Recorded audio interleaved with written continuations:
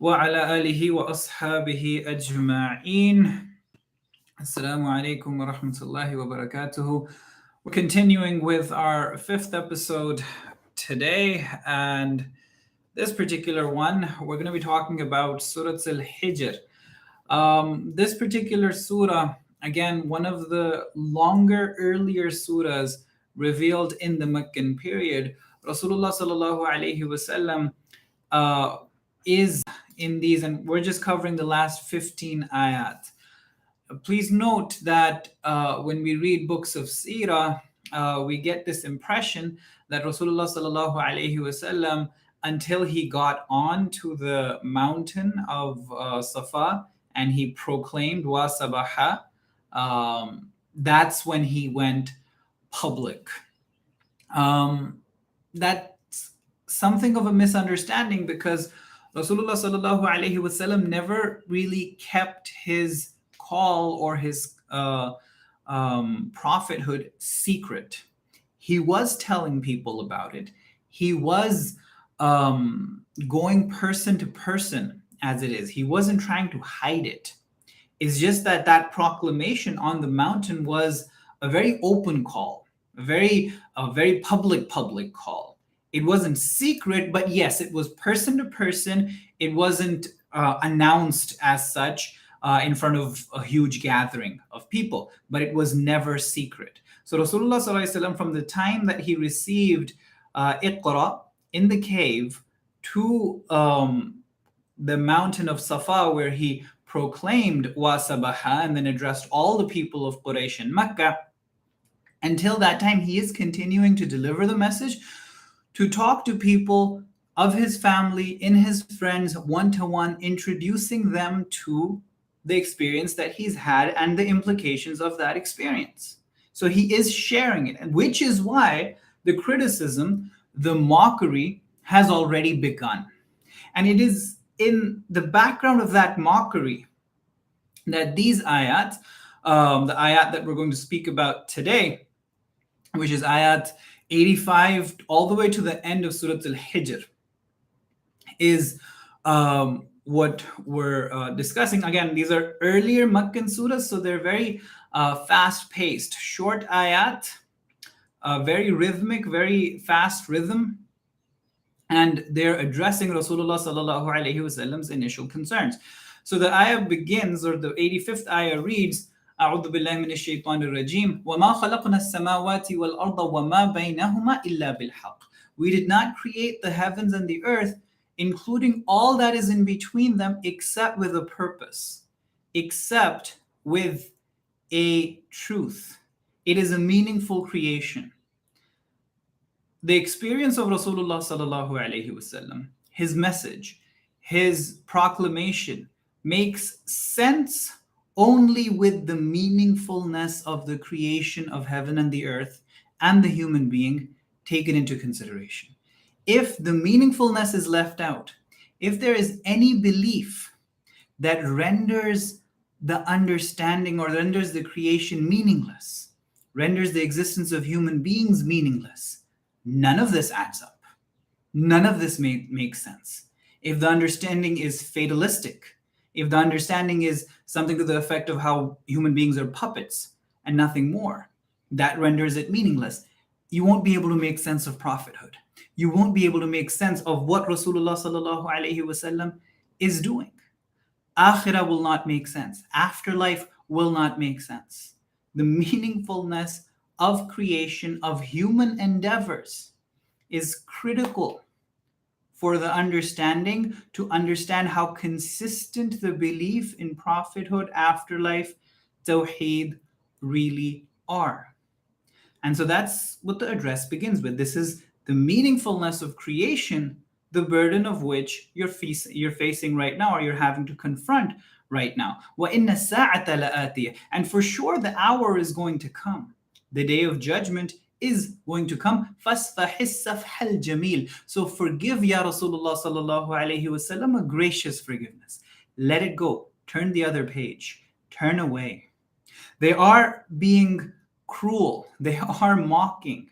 They are not leaving any stone unturned in hurting Rasulullah sallallahu alaihi wasallam. Rasulullah is being told that this is what was going to happen. These are people leading meaningless lives for the most part. And the meaninglessness of their lives is being challenged. They're being asked to live more responsibly, take their actions more seriously, take their positions, their wealth, their authority, everything in their lives more responsibly, more seriously, more meaningfully. And when you make that call to them, they're going to lash back at you. And everything that is supporting their agendas of leading life as it comes with its pleasures and exploitations and whatnot, anything that challenges that, they're definitely going to oppose it. So, Ya Rasulullah, the hour is going to come. Forgive of gracious forgiveness. Give them time. Give them time. It is only the beginning. It is too early to expect them to immediately respond.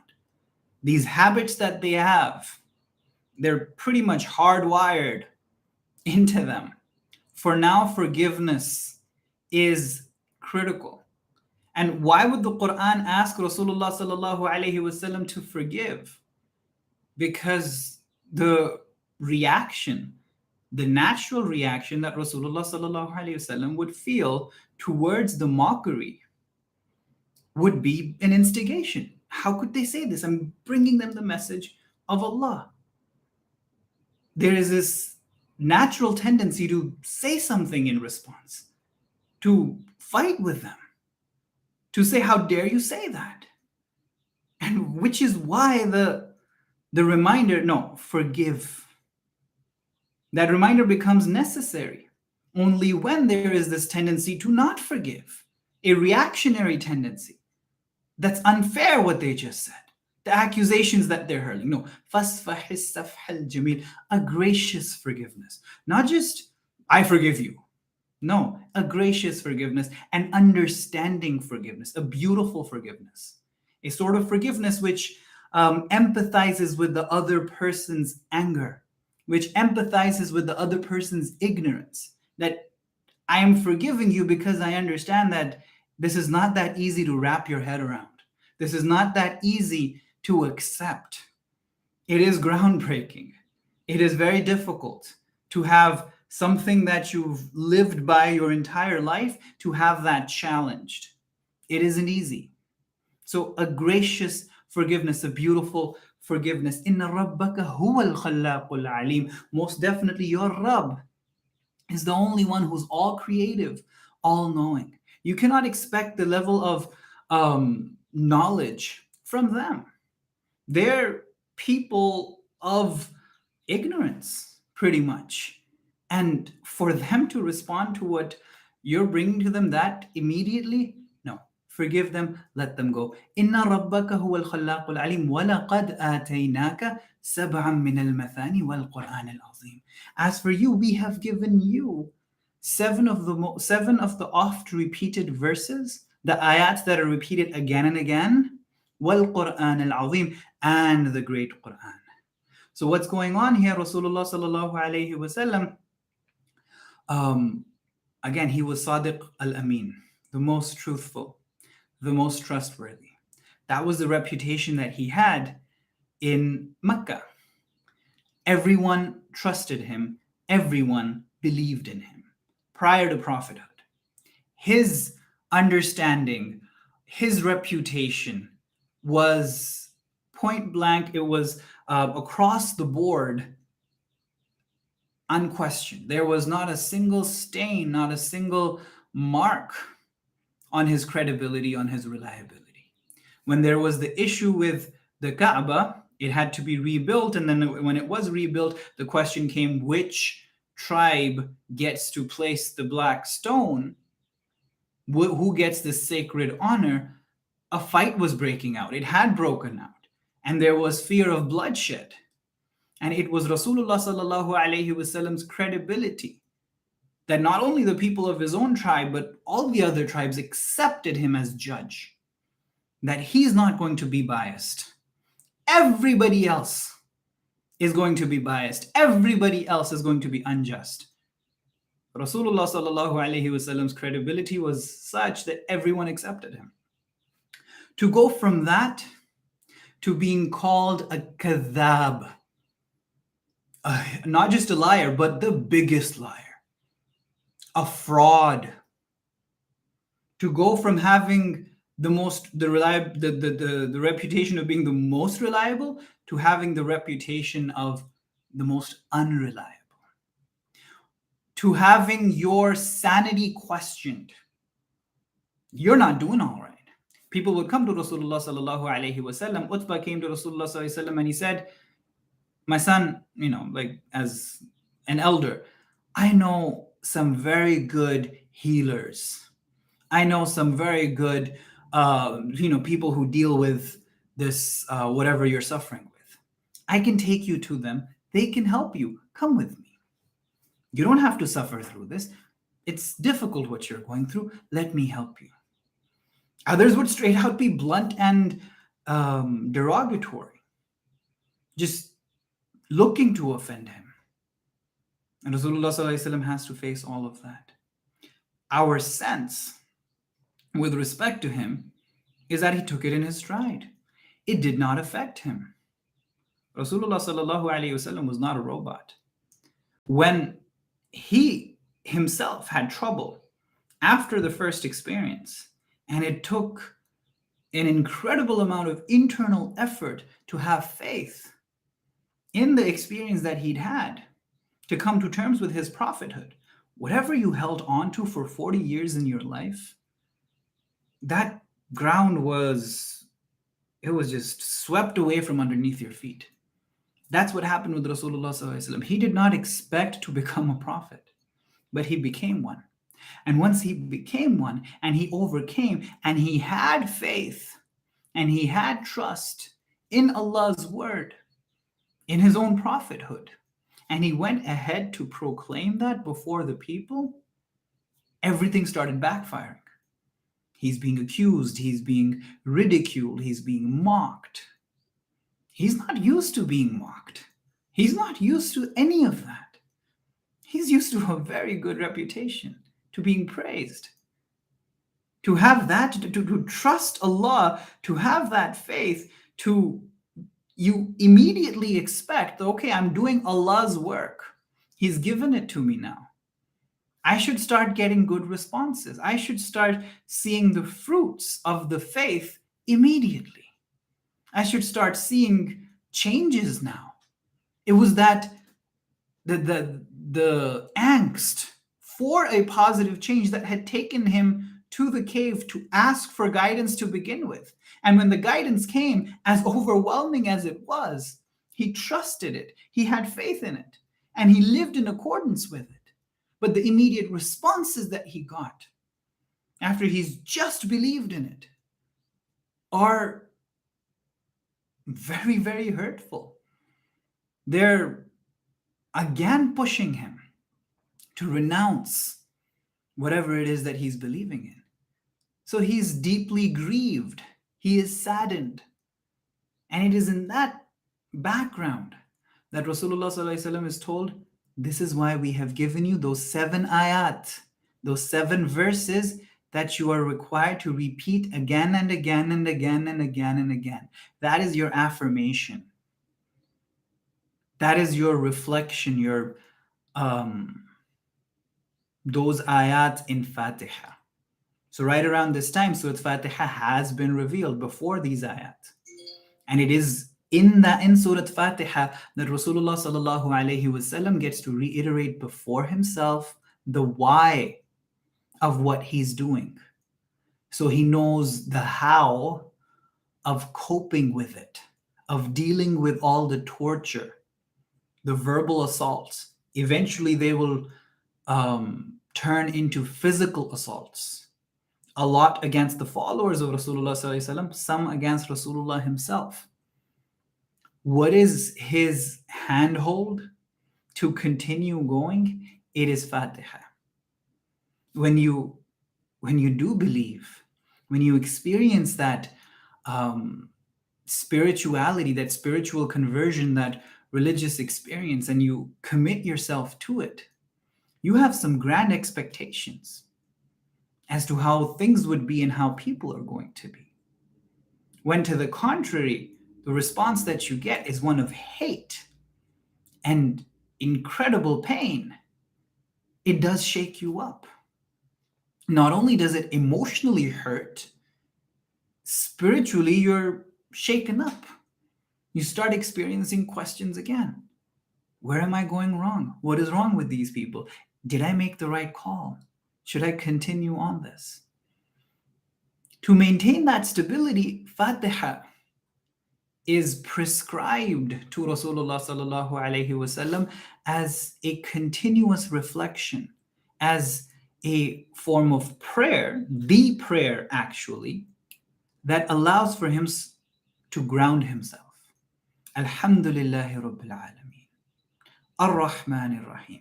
A reminder to himself repeatedly, again and again and again and again, of the gratitude that he owes to Allah, of how everything good that he's experienced, everything positive, the gratitude for that belongs to Allah subhanahu wa ta'ala.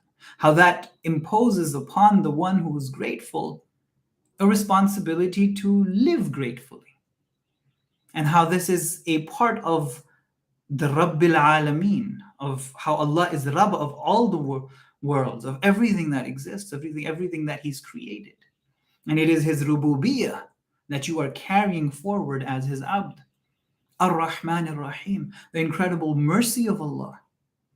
Because when you're faced with toxicity, when you're faced with the hate of people, to remind yourself of the mercy of Allah in the face of that, so that you can be merciful, so that you can stand the ground of being merciful repeatedly, even though you don't want to be.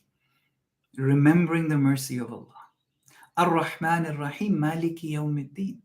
To remember that it culminates, that there is a deadline for this activity, in this world, and that it culminates with Akhirah, with the day of judgment, where it all comes together. It's something grand, it's something huge, where the consequences will really materialize. إِيَّاكَ نَعْبُدُ وَإِيَّاكَ نَسْتَعِينُ. To continuously remind yourself, to have this communication with Allah, to tell him, yes, you are the only one that I am going to lovingly commit myself to in obedience. This journey of love. Why am I doing it? Why am I suffering it? Because I love him. Because it's worth it. وَإِيَّاكَ نَسْتَعِينُ. And to him I continuously turn to for help. Making my best effort in turning to him for help. اهدنا الصراط المستقيم. To recognize that you are in constant need of guidance. To say that you're in constant need of guidance is to say to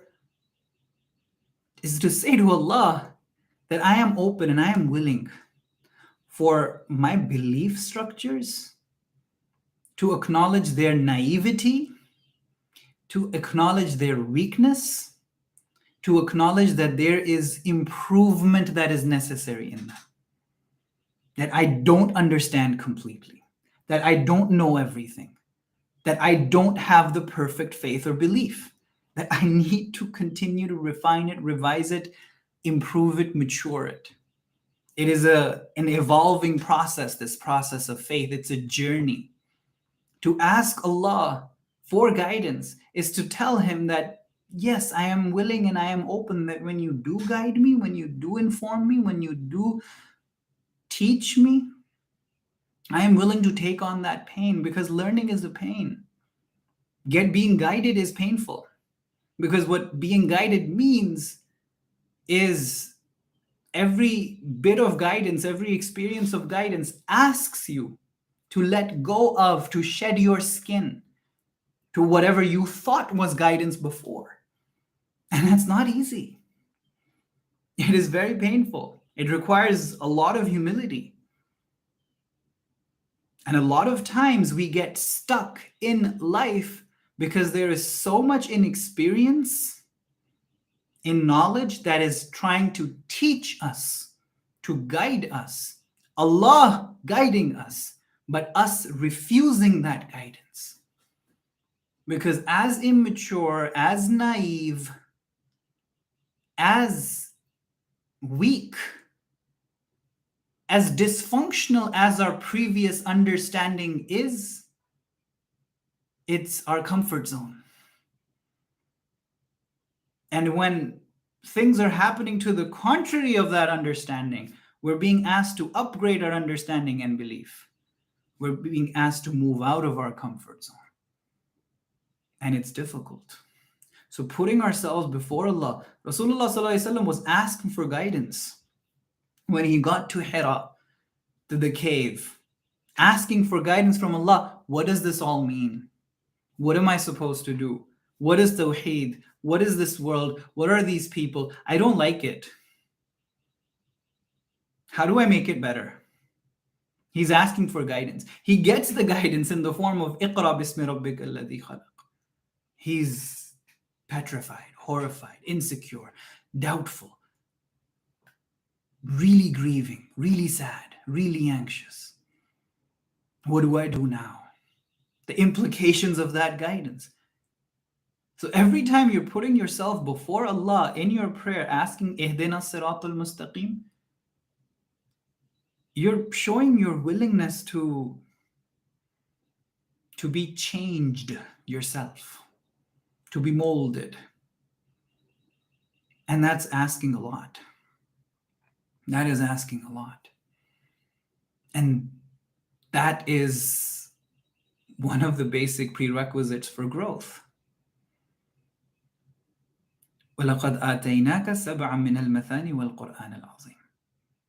In the hadith, Rasulullah ﷺ says these ayat, these 7 ayat of Fatiha are the sab'a min al-mathani, the 7 oft repeated ayat, and they are the great Quran. The Quran al-Azim is also an appellation for Surah Al-Fatiha. Siratal ladhina an'amta alayhim.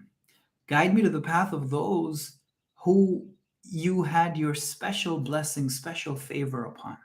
So there are people before who did this. Because understand, whenever it is that you catch yourself in the midst of trying to do something good, every input that you get, every stimulus that you get from the environment, from the society, is one inspiring hopelessness.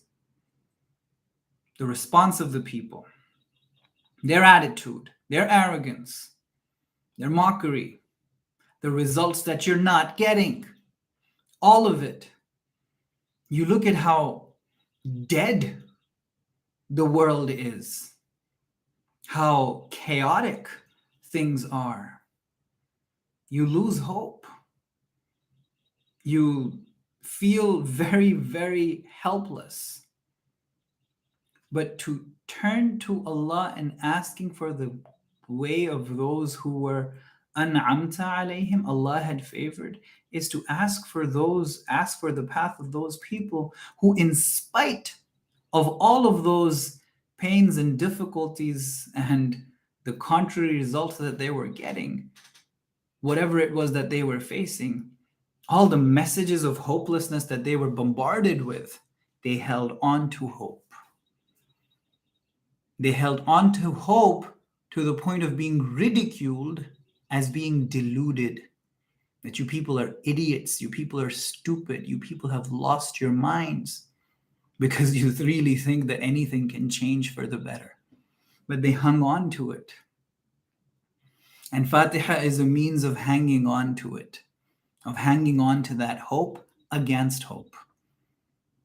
In the face of hopelessness, when it's really bleak and dark, and you don't think you know, you don't think you can get out of it, or there's any way out of it at all.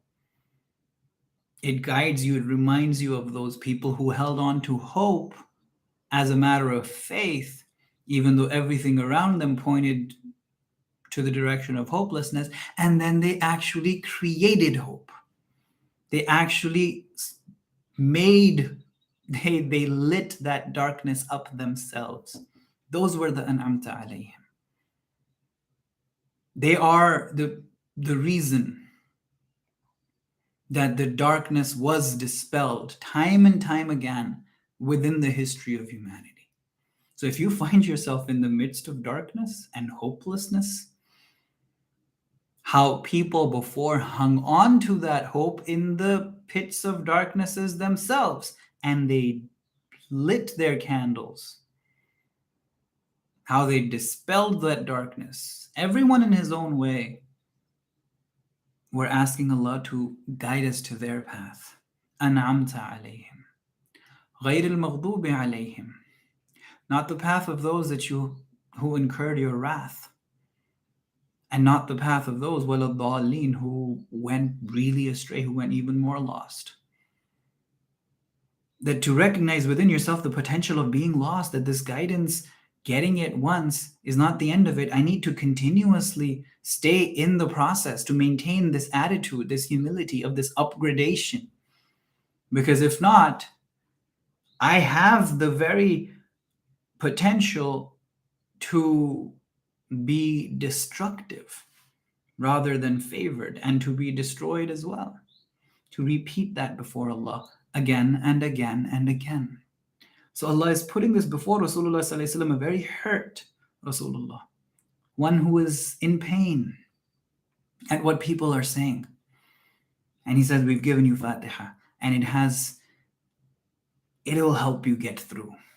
لا تمدن عينيك إلى ما متعنا به أزواجا منهم. Because in the face of Fatiha, Allah has given Rasulullah sallallahu alaihi wasallam Fatiha. What has He given everyone else in Quraysh? Authority, power, money. And it is but natural that Rasulullah sallallahu alaihi wasallam is looking to all of that. If only I had a position. If only I had as many resources as these people did. لا تمدن عينيك إلى ما متعنا به أزواجا منهم. Allah says, no. Do not look at the articles, these, whatever we've given them. These, whatever resources that these people have, some of them, وَلَا تَحْزَنْ عَلَيْهِمْ, and do not be grieved over them. Rasulullah sallallahu alaihi wasallam is looking at them for the resources that they have, and also the consequences of what they're doing with those resources. And he's hurting more. If only they'd listen. وَلَا تَحْزَنْ عَلَيْهِمْ, do not be grieved for them. وَحْفِدْ جَنَاحَكَ لِلْمُؤْمِنِينَ, and lower your wings for the believers. As few as they may be, welcome them, open your arms to them. Depict that mercy towards them and see what happens. You need human resource, you need spiritual resource more than anything else. That material resource that they have, don't look at that right now. Forget it. وَقُلْ إِنِّي أَنَا النَّذِيرُ الْمُبِينُ, and tell them, I am a clear warner. I am just a clear warner. That's my responsibility, to tell you, go here, this is the consequence. This is the harm you're going to incur. كما أنزلنا على المقتسمين, just as we revealed to the separators, to those before, الذين جعلوا القرآن عضين, those who split the Quran in portions, those who were given the revelation of Allah, but they split it up. It's not that the people before Rasulullah sallallahu alaihi wasallam did not have any guidance at all. They had revelation, and that revelation was good, but there is a tendency to make something incredibly good incredibly evil when you split it up, when you fragment it, and each group takes one portion to the exclusion of all else. And they claim that what they have is the absolute truth. But what they have is a degenerate portion because they've cut it off from its organic whole. And so what they have is an amputated, necrosing, dying something, which they are claiming is the living, the whole body, the healthy whole that everyone needs. They cut it up. فَوَرَبِّكَ, so by your Rabb, Ya Rasulullah, لَنَسْأَلَنَّهُمْ أَجْمَعِينَ, we will question each and every one of them, عَمَّا كَانُوا يَعْمَلُونَ, about all that they used to do. فَاسْدَعْ بِمَا تُؤْمَرُ. Rasulullah sallallahu alaihi wasallam is not getting the response that he wants with the few people that he's going to. The person to person that he is taking this call to, Allah says, tell them all. Go announce it, to declare it to every. It is after this that he goes to the mountain of Safa and declares his prophethood. And it seems to be like, what? It's not working with the people that you're talking to. Tell it to everyone. Invite more pain. Invite more mockery. وَأَعْرِضْ عَنِ الْمُشْرِكِينَ, and turn away from those who do shirk. إِنَّا كَفَيْنَاكَ بِالْمُسْتَهْزِئِينَ, we will be enough for you, Ya Rasulullah, against those who mock you. الَّذِينَ يَجْعَلُونَ مَعَ اللَّهِ إِلَهًا آخَرَ, these are the people who've set up gods with Allah. فَسَوْفَ يَعْلَمُونَ, so soon they will know. وَلَقَدْ نَعْلَمْ, and we know, Ya Rasulullah, أَنَّكَ يَضِيقُ صَدْرُكَ, we know that you feel distressed. The kind of distress that is so much that you feel it physically in your chest as a knot, that your chest tightens up, you feel suffocated, you feel like you cannot breathe. You don't even have that much room.